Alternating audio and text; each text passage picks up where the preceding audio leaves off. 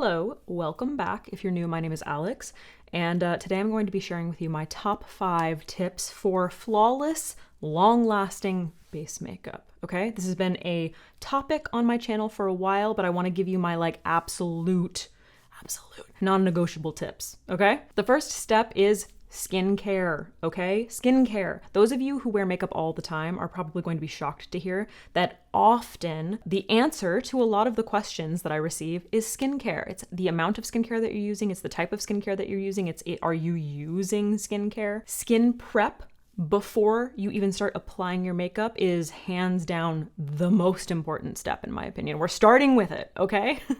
You have to take care of your skin. You want to make sure that your skin looks great before you even start applying makeup. When I mean great, obviously we all have little marks. People have acne, people have dark spots, people have large pores. Now, while makeup can cover those things up or smooth those things out, it can only do so much. So you have to be taking care of your skin ahead of time before even applying makeup. Which brings me to today's sponsor. I want to say thank you to Sleep & Glow for sponsoring this portion of the video. If you're not familiar with the Sleep & Glow Omnia pillow, you've definitely seen me talk about it before if you are not new to my channel. It is the only pillow that I sleep on. My boyfriend sleeps on it as well. I have not stopped sleeping on this pillow since they first sent it to me years ago at this point, except for when I got a new piercing and I had to sleep on the stupid travel pillow. And can I tell you right now, my neck, my neck was a wonder once I was able to start sleeping on it again. So this time of year, we've all been buying gifts for other people. Maybe you didn't get exactly what you wanted. You gotta invest in your sleep, okay? You can save 15% off of an Omnia pillow on the Sleep & Glow website if you use my code Alexandra15. That is available until January 3rd. January 3rd. I wanna make sure I'm telling you the truth. Obviously, one of the things that comes up a lot when we're talking about makeup and skincare are creases, lines in your face. Something that you need to remember is makeup is going to settle in lines, okay? If you have creases, makeup is going to settle there unless you're using basically nothing there. It's just going to happen. That's just the reality of life.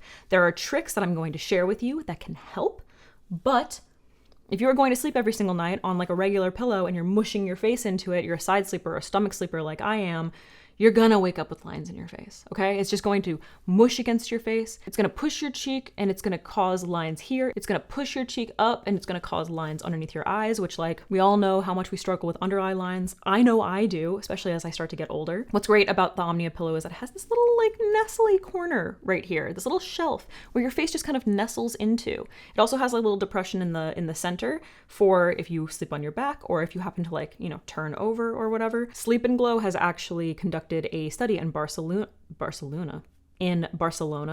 that showed that 87% of patients saw wrinkles decrease. They saw nasolabial, I can't tell you how many times I tried to say that word, wrinkles decrease up to 52%, these guys, vertical forehead lines up to 67%, and wrinkles around the eyes up to 61%, okay? The pillow was designed by orthopedists, which is amazing, and I can tell you right now that when I don't sleep on it, if I'm traveling or whatever, and then I come home and I get to lay on it, I notice such a difference in my neck, my shoulders, everything just feels so much better. They also have a 30-day trial where you can try the pillow for 30 days, and if you don't like it, you can reach out to them, but just so you know, I absolutely love it. It also comes with, I don't know if you can see from here, but a little foam insert. So I sleep on it without the foam insert, but my boyfriend, who's a lot taller than me, he uses the insert to, bring it up a little bit for people who just need a little bit more height in their pillow. So if you find that you end up sleeping with your face mushed in your pillow and you want to reduce things like puffiness or lines in your face while you're sleeping, highly recommend that. It's my favorite. And all of that information will be linked down below. Don't forget to use my code Alexandra15 so you can save 15% off. So you can save 15% off. Number 2, creasing. Let's get to creasing, okay? There is no magical solution to creasing. I come across videos all the time of people mixing certain things into their concealer to make it not crease. I think one of the most realistic tricks that I've seen recently has been from Vincent Ford, who kind of tells you to crinkle up your face and apply your concealer. And then when you relax your face, you can kind of see where the lines are. remove any excess product from that area, and then just kind of pat out whatever is left over and then set. Which I actually have tried in comparison to other tips like mixing the MAC mixing medium into concealer. I found it to become much more chunky, much more chunky and just like difficult, a little bit thicker. It dries pretty quickly, so you have to work really fast. It's not a super reliable technique in my opinion. Some of the things that have absolutely changed my life when it comes to creasing are intentionally avoiding, which I did take my concealer all the way up today because I filmed a specific video, but intentionally avoiding taking my concealer all the way up to my eye bag. Here you can just see I have a bunch of lines, okay? And it doesn't matter what I do, it doesn't matter what, there's no magic that's going to prevent makeup from creasing in those lines. So I personally like to blend my eyeshadow down a little bit, keep that free of concealer, and just kind of like use a light amount of powder. It works best for me and it prevents a lot of creasing. Something else that's really changed my life when it comes to creasing is introducing a powder puff, especially one that is pointed like this. It gives you a lot more precision underneath your eyes, or in any areas between the forehead, around the nose. Loading up my powder puff with powder, tapping it on the back of my hand, and then doing this, making sure that I'm not going in with way too much powder, and then applying the powder once everything is blended out, has made I've seen a massive decrease in creasing since I've started using this over a brush. So if you're someone who has been using a brush and you're like, I don't understand, I've tried a million different powders, they all crease, give this a shot. Just make sure that you're not like dipping it in and then going straight in. When you see people baking like that, don't do that. Don't do that. But what I just described, hands down, one of the best tips that I can give you. I know people who have acne, who have large spots that they want, maybe they have rosacea, maybe they have large spots that they really want to cover up. A lot of the time it can make you feel like, oh, I need a full coverage foundation. I need to put so much of it on. You don't, okay? You absolutely don't. Think of your foundation as a tone corrector. It's kind of creating a cohesive tone throughout your face. And then once you have that tone on, you can go in and address all of the little areas that need more coverage individually. I've talked about this before. This is a tip that I learned from Lisa Eldridge. In fact, she just recently came out with pinpoint concealing pens that are amazing. They're really, really creamy. I used them today in some areas to spot conceal. Bunch of different shades. I think I have it here. 16 different shades. You know what I mean? Lots of different shades. Great for pinpoint concealing. I also like to mix concealers for certain areas of the face, and I like to save it for the end when I already have all of my other creams on, including bronzer, blush, contour, all of that, so that I can customize a color to work for that specific area. It may sound time consuming, but the more you do it, the faster you'll get, and trust me, it creates such a natural and gorgeous finish. Speaking of mixing, number 3 is something that I feel very strongly about, and I don't necessarily talk about all the time. I personally think that one of the best ways to create your perfect formula that is going to last all day long into the night, okay? Not to mention that, but also the perfect tone for your skin is to mix your foundations. There's logic to it, and then there's also like a little bit of magic to it. I know I said there was no magic, but there's a little bit of magic. Every time I mix my foundations, and I'm telling you right now, like I'll mix like 4 foundations. You obviously don't need to do that. I get compliments on my skin every single time. Oh my God, your skin looks amazing. What foundation are you wearing? And I'm like, well, I mixed like 8. Never that many, but like maybe 4. Every single time I get complimented on it. Today, I mixed the e.l.f. Soft Glam Satin Foundation and the Rimmel Long Lasting Foundation, or Lasting Finish Foundation, because this is a little dark, this is a little light, this is a little too on the neutral side, and this is a little too yellow. Made a perfect color. Made a perfect color for my skin. Also, perfect finish. If you have a foundation that is way too matte or way too full coverage, mix it with your skin tint, dude. Mix it with a hydrating foundation. I'm telling you right now, the more you play around with the products like that, mixing your own formulas, you end up starting to understand like what it is your skin actually needs. So you gotta play around, you gotta mix, you gotta make it your own. Number 4 is setting in general. You gotta be setting. If you want your makeup to last, if you want it to look flawless and continue to look flawless, you gotta set. You gotta set with powder, and setting mist, okay? Now these two products can work really harmoniously together. There are makeup artists who will go in and set the face with powder, and they'll use a decent amount of it. A lot of these makeup artists are the ones who bake, okay? And then they will go back in with a mist to rehydrate the face and also set that powder into place. It just kind of like melts the powder into the skin. You don't have to go that far, but you absolutely should be setting certain products. If you are ridiculously dry, you live in a desert climate, you're using hydrating products, and yet still your skin is just like soaking up those products, maybe you don't set with a powder, but you do set with a setting mist. If you're extremely oily and your skin just like does not work, even mattifying setting mists, when you use them at the end of your makeup, it ends up making your skin look oily. Maybe rather than doing it at the end of your makeup, you incorporate it in the middle. This tip actually applies really well to creasing as well.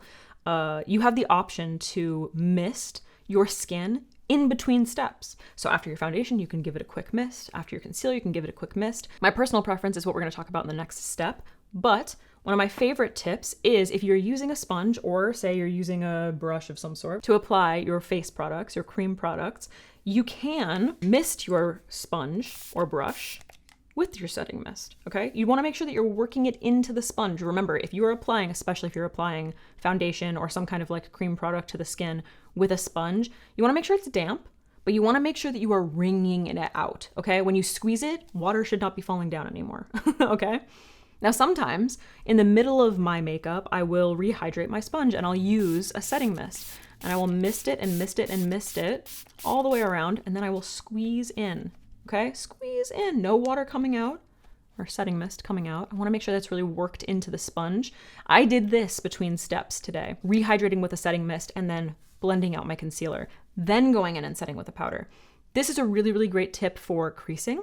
It really, really helps to kind of like set concealers or those creams in between before powder. It just ends up making your makeup like bulletproof, okay? That setting step, that like wet setting step before the dry setting step really just ensures that everything is staying in place. Now, my fifth tip is less is more, okay? And not in the sense that you should only be wearing small amounts of makeup. Okay, I highly disagree with all of the people who are like, this person's wearing too much makeup, tell this person they're wearing too much makeup, this girl's nose contour is too much, her eyebrows are too much. I do not subscribe to that. That's their preference, and if you don't like it, you don't have to wear it. But when it comes to applying makeup, if you want it to last and to look flawless all day long, the way that I like to approach it is layering small amounts of product. Now, what that means, if you're new to my channel, is what I like to do is start off by doing everything with cream, okay? So I'll apply my foundation, I'll apply my concealer, I'll apply my contour, bronzer, blush, all in small amounts. Once I've finished my creams, we're going back to tip number 4, setting. I will set my whole face with mist, especially if I'm not working it into my sponge in between. Maybe I'm working quickly. All my creams are finished. I will set my whole face with a setting mist.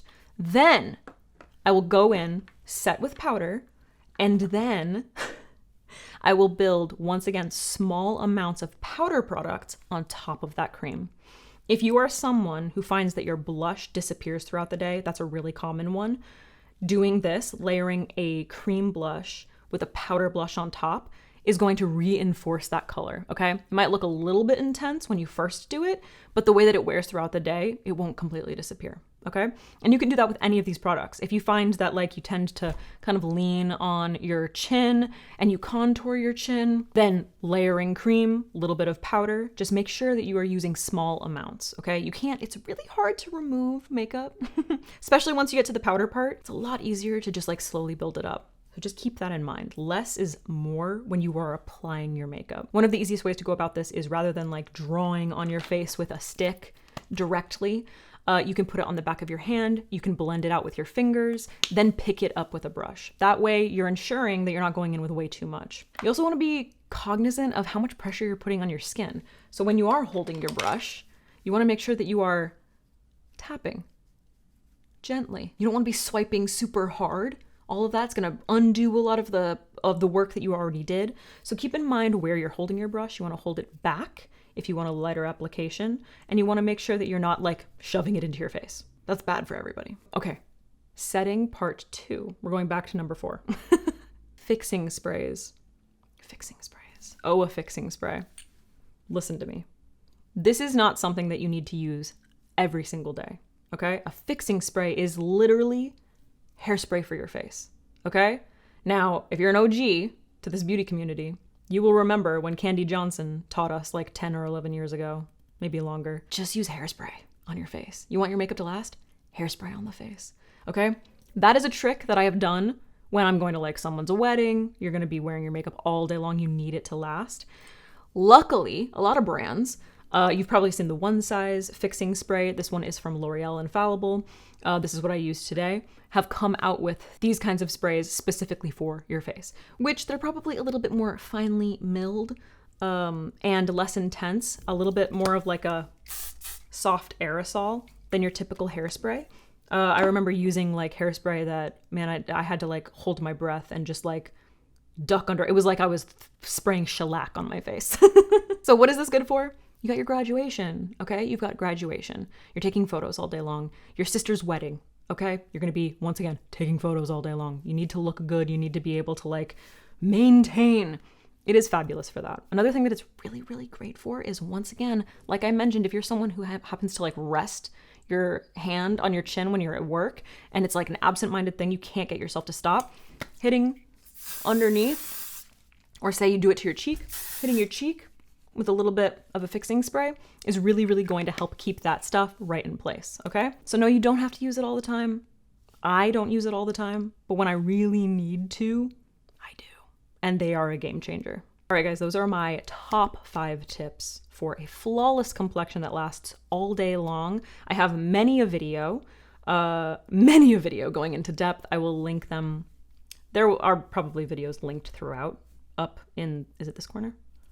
I think it's this one. They'll be up here. You should check those out if you want in-depth tutorials with product recommendations and everything. One thing that I want you to keep in mind is you do not need to spend a ton of money. I did this makeup today using all drugstore. That's something to really keep in mind, is it's so much more about the technique. There are amazing drugstore products out there and you can achieve beautiful, long-lasting results without spending like $60 on a foundation. Okay? Once again, thank you to Sleep and Glow for sponsoring a portion of this video. Highly recommend the pillow. Love it so much. I literally also have 2 for guests. I don't know if I mentioned that.